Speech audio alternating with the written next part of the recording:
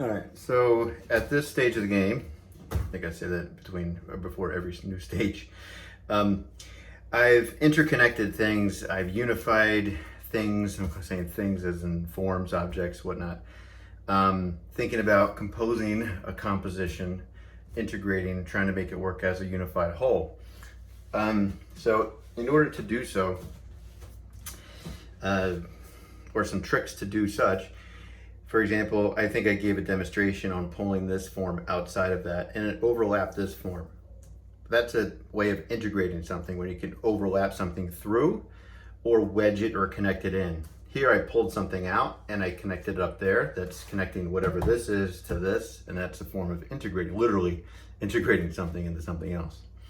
Another form of integrating is repetition. So you can kind of see these cross contour areas, even though that's stage 4A, that's repeating an idea. So your eye kind of follows that pattern and moves around, okay? That's also one of the first things your eye will see because it's there's a lot of compressed lines. The other thing, in terms of repetition, start to think about a personality or an identity that's starting to form in your drawing. Something that you might like, that you want to repeat again. I said this before, but I really like this kind of like, I don't know, you want to call it a heartbeat or something. But I kind of like this rhythm and how thin the line was, how thin the form was. So I repeated that here and I tried a bunch of different things, and you can see like I erased, I added on, I took off. I think I had this thing turned here, but then I moved it up. I had this thing going straight down, but then I turned it to the left. There's a lot of decisions that you're going to go back on and try again eventually. I'm still kind of feeling this out right here, this little rhythm here. But what I do like about this right here, it repeats this, but it's way back in space and it creates a little more spatial depth. Depth is a good thing. Spatial depth is caused by layering, when you overlap something in front of something else. It's caused by perspective, that's given because that's what you're doing here. It's caused by spatial or atmospheric perspective to create that spatial depth. That's line weight. And I did a little line weight, and that's another stage though. And size and scale. So that's the fourth thing that can cause spatial depth. So this is a little bigger, this is a little smaller. It's a little lighter in value, but because it's smaller, I could probably go a little darker in value to articulate that form. So at this point, I'm satisfied with leaving it at stage 4B, and then I can move on to stage 5A, or I think it's just stage 5. And that is you're gonna apply a ground plane.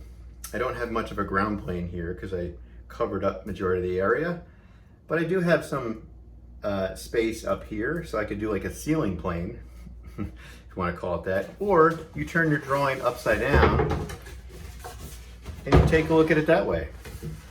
And this could be your ground plane, okay? And the viewer is up here looking down. So this could be your ground plane too. So these compositions can work upside down or right side up. So it's always something to do when you're trying to look at your work objectively, or maybe even try a different viewpoint and go with that direction. Whatever works, you know? Trying to find some other areas that I've repeated. So see this thin line here? I also repeated that here. This was once a cylindrical form, just like you see here. However, remember when I asked you to divide it in half vertically, divide it in half horizontally, and you already have the diagonal lines. You find that through dividing it in half by connecting your corners, just like I did here. However, I took that line, you can kind of see a center line right here, and then I expanded on it to the left and the right, making a thicker distance between sides to make it something similar to the thickness of this form here. At the very end, once I outline my border with a 2B or HB, it's going to contain all these forms. Right now I'm drawing outside of my border deliberately so I can use those corners to help draw the form, because you have to kind of draw the whole form in order to make those curves and rounds and things of that nature. So you can kind of see I'm going way out here. That's expected. Also, a couple other decisions when I'm talking about composition. Composition, you want your eye to kind of enter into the drawing and not exit the drawing. So this little curve here was deliberate. It brings your eye back into the drawing. This little curve here was deliberate, brings your eye back into the drawing. This curve here is deliberate, brings your eye back into the drawing. This line here brings your eye into the central composition, if you will. So a couple other things I'm playing around with. I'm experimenting with this point here because I have a point there and I just didn't want that to be the only point. And I'm like, what if I make another one? Points are tricky because it creates a focal point. Literally it's a point, so your eyes kind of draw there. So I would either eliminate the points and not try to deal with it, or repeat them a few times so your eye can kind of move around. Okay, so it's basically just repeating elements that work, integrating by pulling things through, overlapping, wedging, piercing through, things of that nature. That's how you integrate something.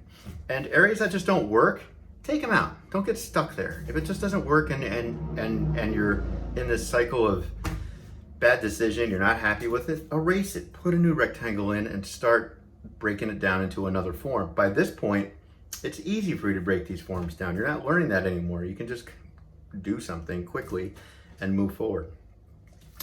Any questions, email me. I hope you're enjoying the project.